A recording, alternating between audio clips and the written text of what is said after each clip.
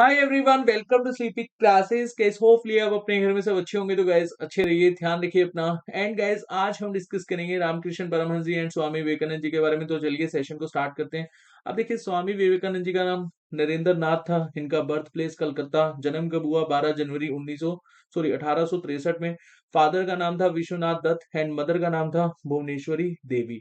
और जो इनकी स्टार्टिंग की एजुकेशन है या फिर मेन एजुकेशन आप समझ लो कि प्रेसिडेंसी कॉलेज कलकत्ता में हुई थी। और डेथ इनकी हुई थी 4 जुलाई 1902। बहुत ही अर्लियर एज में इनकी डेथ हो गई थी, मात्र 39 साल की एज में। आप ये पॉइंट्स लिखना चाहते हैं लिख सकते हैं, लेकिन एग्जाम में नहीं पूछे जाते। जस्ट फॉर नॉलेज आपको मैं बता रहा हूँ। और इनके जो गुरु थे रामकृष्ण परमहंस जी, इनसे ही इस लेक्चर की हम स्टार्ट करेंगे। और रामकृष्ण परमहंस जी माँ काली को मानते थे। और ये प्रीस्ट थे काली टेम्पल इन दक्षिणेश्वर कलकत्ता में। इनको प्रीस्ट किसने बनाया था? रोशमनी ने। अब देखिए, ऐसा कहा जाता है कि रोशमनी के सपने में आया था कि रामकृष्ण परमहंस जी को हमें प्रीस्ट बनाना चाहिए। उसके बाद इन्होंने प्रीस्ट बनाया। हालांकि ये पॉइंट इंपॉर्टेंट नहीं है, जस्ट फॉर नॉलेज ही आपको पता होना चाहिए। और रोशमनी कलकत्ता में जो है विडो रीमैरिज को लेकर कंपेन चल रहा था। इसको काफी बढ़ चढ़कर इन्होंने कंपेन को चलाया था। अब देखिए, यहाँ पर एक चीज समझनी है आपको कि जो रामकृष्ण परमहंस जी हैं, ये हिंदुइज्म के बारे में बहुत अच्छे से जानते हैं। वेद वेदांता की जो थ्योरी है, बाद में इस थ्योरी को स्वामी विवेकानंद जी ने भी जगह जगह जाकर मतलब इसके कंपेन चलाए। और इस्लामिज्म के बारे में जानते हैं। क्रिश्चियनिज्म में काफी कुछ इनको नॉलेज थी, क्रिश्चियन रिलीजन के रिगार्डिंग। तो एक तरह से ये सभी रिलीजन के बारे में जानते थे। और यहाँ पर एक चीज आपको समझनी है, रामकृष्ण मिशन से पहले या रामकृष्ण परमहंस जी से पहले, कि ब्रह्म समाज अपना एक थिंक टैंक जनरेट कर चुका था। ब्रह्म समाज के हम एक दो पॉइंट समझेंगे, उसके बाद ही हमें यहाँ पर समझ में आएगा कि एग्जैक्टली रामकृष्ण मिशन जो एक इंटेलेक्चुअल ग्रुप था ब्रह्म समाज का, और वो किस तरह से वर्क कर रहा था। अब देखिए, ब्रह्म समाज आइडल वर्शिप के एंगेज में है। और जो उस समय रिचुअल परफॉर्मेंसेस करे जा रहे हैं उसके एंगेज में है। लेकिन एक चीज में बिलीव करता था कि भगवान एक ही है। मोनोथिज्म में बिलीव करता था कि हमें भगवान के बहुत सारे अवतार में बिलीव नहीं रखना चाहिए। एक ही भगवान को मानना चाहिए और एक ही भगवान को फॉलो करना चाहिए। अब एक लोगों में थिंक टैंक तो जनरेट हो गया कि हमें आइडल वर्शिप नहीं करनी, हमें एक ही भगवान को फॉलो करना है। चाहे हम भगवान हरि को फॉलो करें, चाहे भगवान कृष्णा को फॉलो करें, चाहे भगवान राम को फॉलो करें। अगर हम दूसरे रिलीजन से बिलोंग करते हैं, मतलब दूसरे रिलीजन से हैं, जैसे क्रिश्चियन में मानते हैं, तो हम क्रिश्चियनिज्म को किस तरह से फॉलो करें, या फिर इस्लामिज्म में हम अल्लाह को किस तरह से पाएं। तो लोगों को एक चीज समझ में नहीं आ रही थी। अब यहाँ पर देखिए, आप इसको इस तरह से भी समझ सकते हैं। आपने कोई एग्जाम को टारगेट करना है और आप कोई भी स्टेट में रहते हैं और स्टेट के पीसीएस को टारगेट करना चाहते हैं, एसएससी सीजीएल को टारगेट करना चाहते हैं। अब आपको सिलेबस तो पता है कि हिस्ट्री आना है, ज्योग्राफी आना है, पॉलिटी आना है, इकोनॉमिक्स आना है। लेकिन आपको ये नहीं समझ में आ रहा कि इस टॉपिक को या इनके जो बेसिकली हमारे हिस्ट्री में जो टॉपिक्स हैं उनको हमें किस तरह से क्लियर करना है। आपने पीवाईक्यूज भी देख लिया कि पिछले साल का जो एग्जाम का फॉर्मेट था वो कैसा है, कि क्वेश्चन किस तरह से पूछे जा रहे हैं। लेकिन आपको समझ नहीं आ रहा कि आपको करना कैसे है। तो उसके लिए आप एक टीचर को फॉलो करते हैं, एक चैनल को फॉलो करते हैं कि आपका जो कंसेप्ट है वो क्लियर हो जाए। ऐसे ही उस समय जो स्पिरिचुअल गाइडेंस की कमी थी लोगों में, कि लोगों को ये चीज नहीं समझ में आ रहा था कि अगर हमें आइडल वर्शिप में नहीं बिलीव करना है तो हमें भगवान को पाना कैसे है। तो स्पिरिचुअल गाइडेड किया रामकृष्ण परमहंस जी ने, और लोगों को बताया कि आप भगवान को पा सकते हो थ्रू मेडिटेशन, थ्रू ट्रेडिशनल जो भक्ति है उसके थ्रू ही आप भगवान को पा सकते हो। तो यहाँ पर एक चीज आपको ये समझनी होगी, और भगवान को आप यहाँ पर किसी भी रूप में फॉलो कर सकते हो। जैसे कि मैंने आपको बताया, कृष्ण भगवान को आप फॉलो कर सकते हो, हरि भगवान को आप फॉलो कर सकते हो, राम भगवान को आप फॉलो कर सकते हो। अब भगवान तो बहुत सारे हैं, आप किसी भी अवतार में आप फॉलो कर सकते हो, या बहुत सारे रिलीजन है हमारे इस देश में, या फिर अगर हम पूरे वर्ल्ड में बात करें। लेकिन अल्टीमेटली जो डेस्टिनेशन है वो एक ही है। अब इसको एक एग्जांपल के थ्रू समझना। जो एग्जांपल ये कोट करते थे, अब बहुत सारी नदियां हैं, है ना। यहाँ पर मान लो कि नदी का जो सोर्स है वो अलग अलग होता है। जैसे आप गंगा का सोर्स कंसीडर कर लो, यमुना का सोर्स कंसीडर कर लो। तो सभी रिवर्स के जो सोर्स होते हैं वो अलग अलग हमें देखने को मिलते हैं। लेकिन डेस्टिनेशन क्या होता है? वो एक ही होता है ना। तो एक तरह से ऐसे ही सभी रिलीजन और जो सभी जो गॉड हैं, आप उनको फॉलो कर सकते हो, लेकिन अल्टीमेटली डेस्टिनेशन क्या है? सभी का एक ही है। तो यहाँ पर इसी तरह से ये लोगों को गाइड करते थे। तो स्पिरिचुअल गाइडेंस आपको समझ में आ गया। 1880 या फिर 1881 में स्वामी विवेकानंद जी रामकृष्ण परमहंस जी से मिलते हैं, और उसके बाद वेद वेदांता की थ्योरी, एक्चुअली को जो वेद वेदांता की थ्योरी है उसको समझते हैं, आध्यात्मिक शिक्षा को ग्रहण करते हैं। रामकृष्ण परमहंस जी से। और यहाँ पर रामकृष्ण परमहंस जी एक चीज में मानते थे कि आप कोई भी रिलीजन को फॉलो करो, कोई भी भगवान को फॉलो करो, लेकिन एक चीज आपको यहाँ पर समझनी होगी, मानव सेवा सबसे बड़ा धर्म है। अगर आप इस चीज में मानते हैं तो डेफिनेटली आप यहाँ पर स्पिरिचुअलिटी को समझ चुके हैं। और हर मानव में ईश्वर का वास है और मानव सेवा ही सबसे बड़ा धर्म है। अब रिचुअल प्रैक्टिस को ये लोग फॉलो नहीं करते हैं और एक तरह से, हाँ, मॉडर्न एजुकेशन के फेवर में थे स्वामी विवेकानंद जी। मॉडर्न एजुकेशन मतलब इंग्लिश के फेवर में थे और ये मानते थे कि आप स्पिरिचुअलिटी का ज्ञान तो हासिल कर सकते हैं, क्या आप स्पिरिचुअलिटी से घर चला सकते हैं? नहीं। तो आपको मटेरियलिस्टिक लाइफ तो जीनी होगी। अगर आपको मटेरियलिस्टिक लाइफ जीनी है, मतलब जॉब करनी है या आगे आपको पढ़ना है, तो डेफिनेटली आपको एक तरह से इंग्लिश को तो सीखना ही होगा। तो मटेरियलिस्टिक और स्पिरिचुअलिटी में एक बैलेंस को बहुत अच्छे से समझाया था स्वामी विवेकानंद जी ने। अब 1886 में, 1886 में रामकृष्ण मठ की स्थापना करी थी विवेकानंद जी ने कलकत्ता में।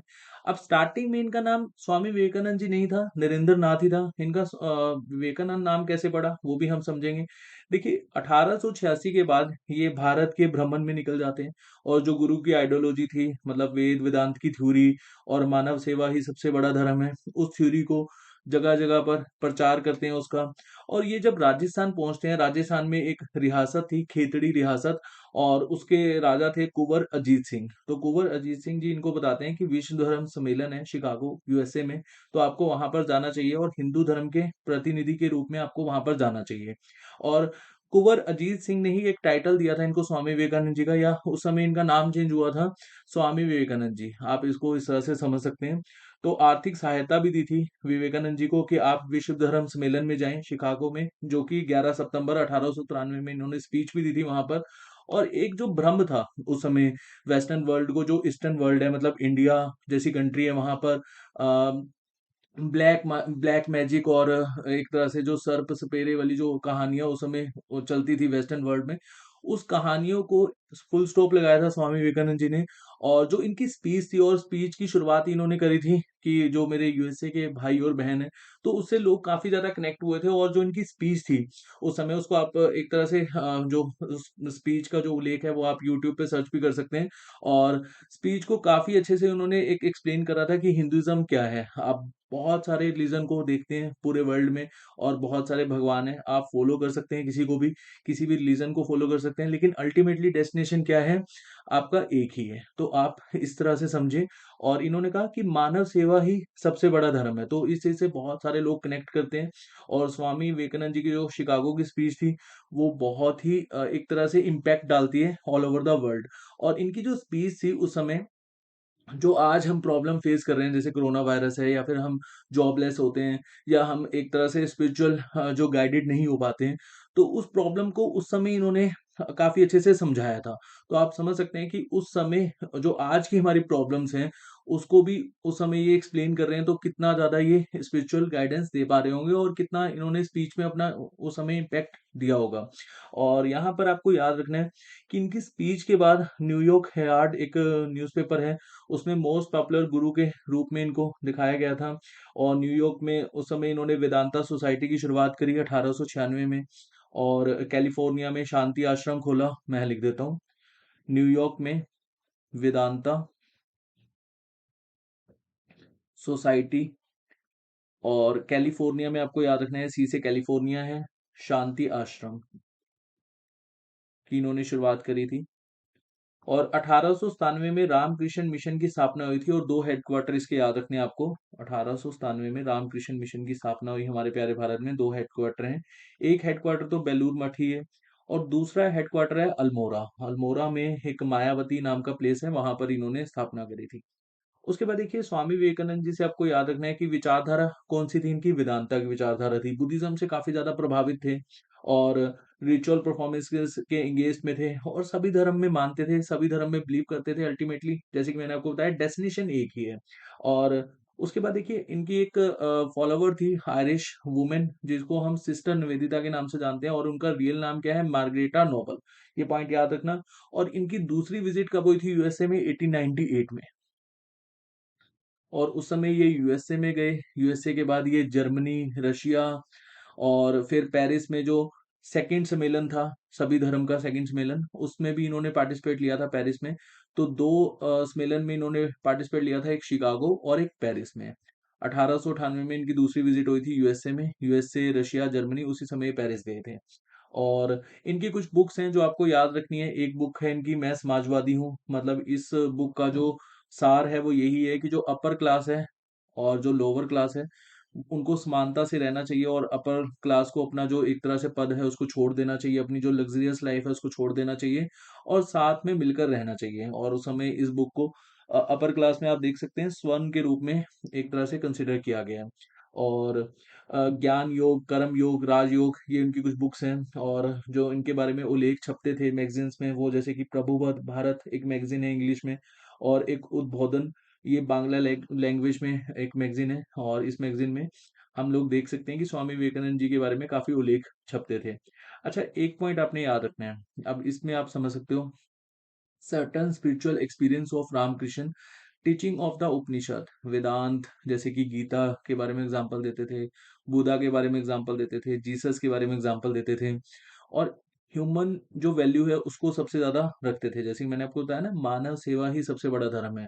और जो शिकागो की स्पीच है उसके बाद तो काफी इम्पैक्ट पड़ा था। और जो वेस्टर्न वर्ल्ड की जो एक फिलोसफी थी, एक कंसेप्ट बन चुका था कि जो ईस्टर्न वर्ल्ड है वो सांप और स्पेरे में ही और ये ब्लैक मैजिक में ही एक तरह से अपना जीवन व्यतीत करता है, उसको चेंज करा था इन्होंने।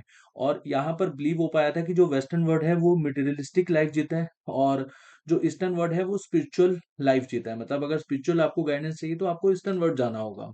और उसके बाद देखिए यहाँ पर आप समझ सकते हैं, a country where million have nothing to eat, where few thousand holy man, और Brahmin suck the blood of the poor. मतलब यहाँ पर अपर क्लास और लोअर क्लास के पॉइंट ऑफ व्यू से आप इसको समझ सकते हैं। ये इनका कोट है कि आप कुछ लोगों को अगर अमीर करेंगे और बाकी लोग यहाँ पर अगर गरीब होंगे, तो एक हमें मेंटेन करना होगा, एक बैलेंस मेंटेन करना होगा। इस तरह से आप समझ सकते हैं। और वेदांता की फिलोसफी पर ही ये बिलीव करते थे। तो होपफुली सेशन में जितने भी पॉइंट्स मैंने आपको बताए वो आपको समझ में आए होंगे। और जो इंपॉर्टेंट पॉइंट्स हैं वो मैंने आपको बता दिए हैं, वो आपने नोट डाउन भी करने हैं। और इस सेशन में इतना ही, नेक्स्ट सेशन में बहुत जल्द मिलेंगे, तब तक के लिए अपना ध्यान रखिए। Thank you so much.